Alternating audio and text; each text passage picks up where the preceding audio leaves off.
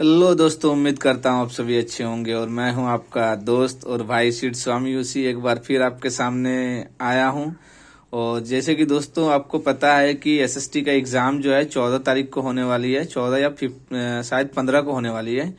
तो आज जो है ना, मैं इकोनॉमिक्स से रिलेटेड जो है ना कुछ इम्पोर्टेंट क्वेश्चंस बताऊंगा, सो दैट जो है आपके एग्जाम में वो आए, वैसे क्वेश्चंस बताऊंगा या आपकी कॉन्सेप्ट थोड़ी सी इनहेंस हो जाए अगर आप नहीं पढ़े हो तो money as a medium of exchange. तो पहले इस एक्सरसाइज के बारे में हम लोग बात कर लेते हैं। This exercise is very very important. तो यहाँ पे जैसे दोस्तों पहला मल्टीपल चॉइस क्वेश्चंस आपके आएंगे, 20 क्वेश्चंस आएंगे शायद, ठीक है ना, जिसमें से अगर इकोनॉमिक्स के भी कुछ क्वेश्चंस रहेंगे। तो हम आइए देखते हैं कि फर्स्ट क्वेश्चंस क्या है। बोला when both parties agrees to sell and buy each others commodities it is known as. तो क्या होगा? Measure of value, double coincidence of wants, store of value, D credit. तो इसका आंसर हो जाएगा दोस्तों डबल कोइंसिडेंस ऑफ वांट्स। अब double coincidence of wants क्या होती है? देखिए, सेम टाइम पे जब एक पर्सन कोई चीज बेच रहा है और दूसरे पर्सन उसको खरीद रहा है, और वो भी कब? वो भी अपना गुड्स को एक्सचेंज करके। सपोज दैट अगर मान के चलिए किसी आदमी को ना अगर शूज चाहिए, अगर एक शूज मैन्युफैक्चरर दुकान है, वो शूज बेचता है और अगला को सेम टाइम पे शूज चाहिए, और बदले में देखिए अगर उस आदमी को जो शूज बेच रहा है उसको गेहूं चाहिए, शूज बेच के वो क्या करना चाहता है? गेहूं खरीदना चाहता है। तो अगला आदमी उसको क्या मिलना चाहिए? शूज लेने वाला मिलना चाहिए, और सेम टाइम में क्या होना चाहिए? गेहूं खरीदने बेचने वाला भी आदमी होने चाहिए। तो इसको हम लोग बोलेंगे दोस्तों डबल कोइंसिडेंस ऑफ वांट्स। जब अगला शूज खरीद रहा है, अगला को शूज चाहिए, अगला को गेहूं चाहिए, तो सेम टाइम पे जो दोनों की नीड्स को पूरा होती है ना, तो उसको हम लोग बोलते हैं double coincidence of wants.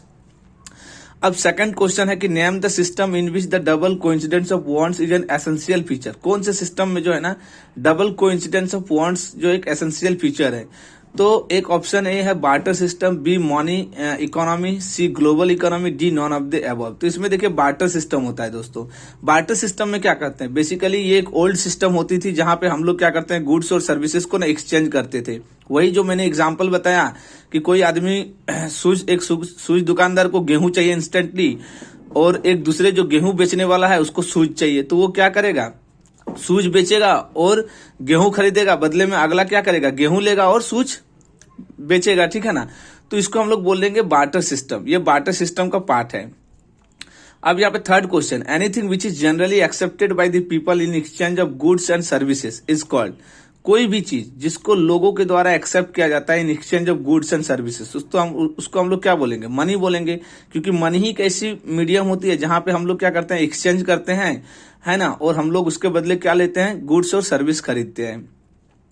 Fourth question जो है कि which of the following is not true, which of the following is not true regarding the inconvenience of barter exchange. Barter exchange के इनकन्वीनियंस के रिगार्डिंग कौन से स्टेटमेंट सही नहीं है? तो यहाँ पे देखिए, lack of double coincidence of want, option A, B absence of divisibility, C difficulty in storing wealth, D availability of money as a medium of exchange. तो देखो, बार्टर एक्सचेंज में इनकन्वीनियंस जो होती है ना, जो ट्रू नहीं होती है, which of the following is not true regarding the inconvenience of barter exchange. तो बार्टर एक्सचेंज में क्या होती है कि availability of money as a medium of exchange, ये पॉसिबल नहीं होता है, ठीक है। तो ये जो है आपका ट्रू नहीं होगा, क्योंकि मनी की अवेलेबिलिटी नहीं होती है as a medium of exchange. वहां पे क्या होते हैं बार्टर एक्सचेंज में कि जो भी चीज चाहिए, ठीक है ना, जो भी एक दूसरे के नीड्स को पूरा कर दे, that is called barter exchange. अब यहाँ पे आपसे क्वेश्चन है कि what is double coincidence of want, how has money solve this problem. तो डबल कोइंसिडेंस ऑफ वांट्स क्या है?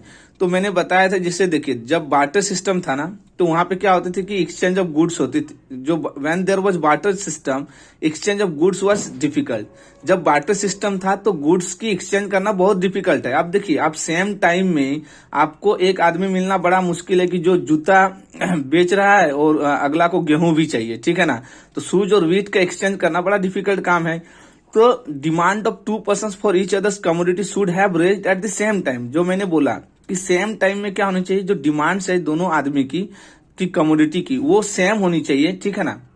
To persons for each others commodity should have raised at the same time, otherwise exchange was not possible.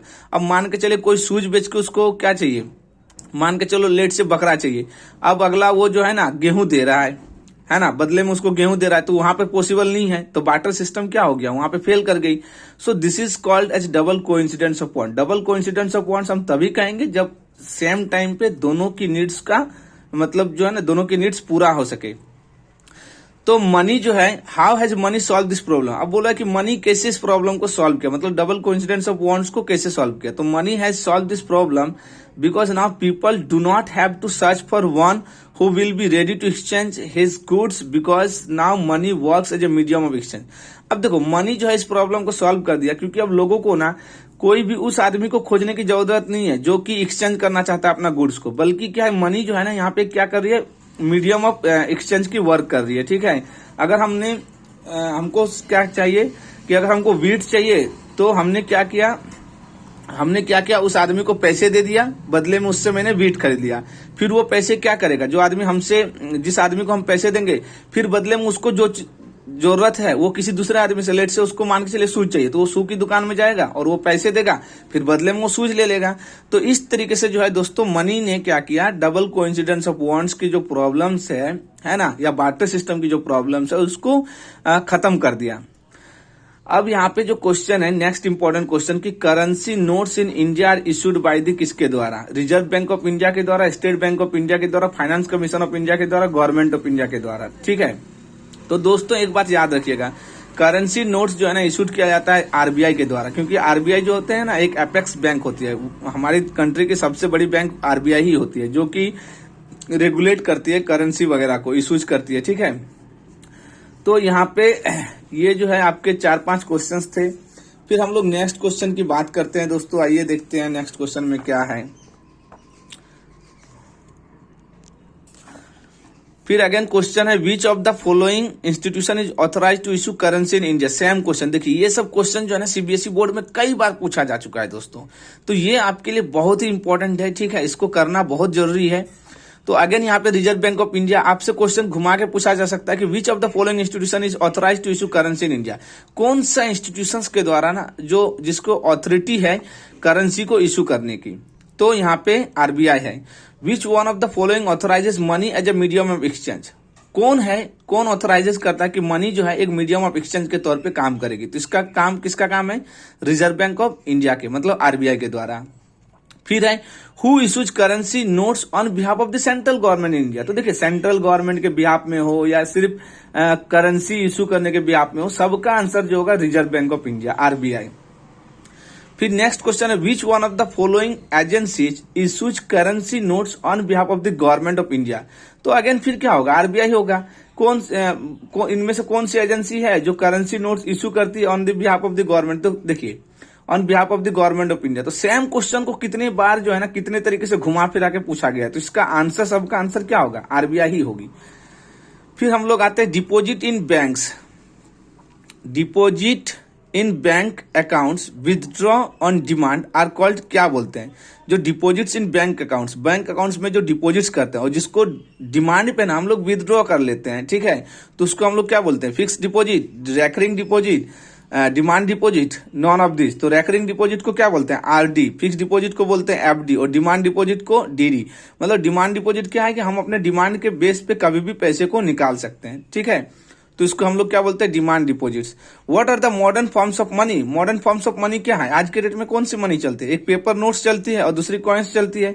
यहाँ पे बोला है coins made of silver and gold, it is not possible.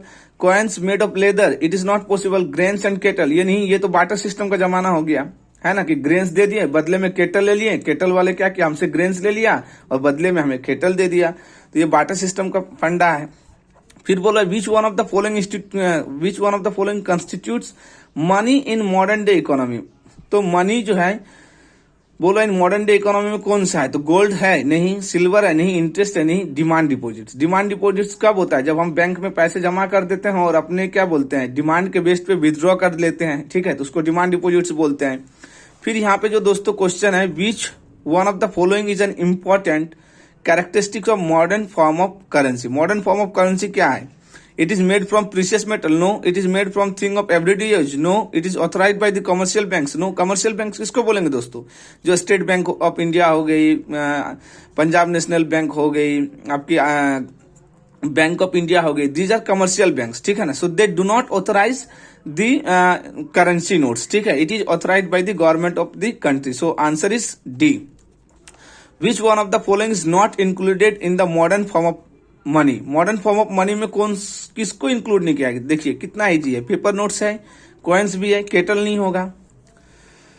फिर है आपका question, which one of the following is not a modern form of money. Modern form of money में कौन सा नहीं आता है. तो डिमांड डिपॉजिट्स आते हैं, पेपर करेंसी आते हैं, कॉइन्स आती हैं, प्रीशियस मेटल्स नहीं आती है. तो दोस्तों 1 से लेके जो 10 तक मैंने क्वेश्चंस करवाया, इन सब का आंसर यहीं पे है. देखिए अगर कहीं मैंने मिस्टेक से कुछ आंसर गलत बोला है तो इसके लिए सॉरी, और आप आंसर एक बार मैच कर सकते हो, ठीक है. मुझे लगता है कि मैंने कोई गलती नहीं की है, फिर भी आप देख सकते हो.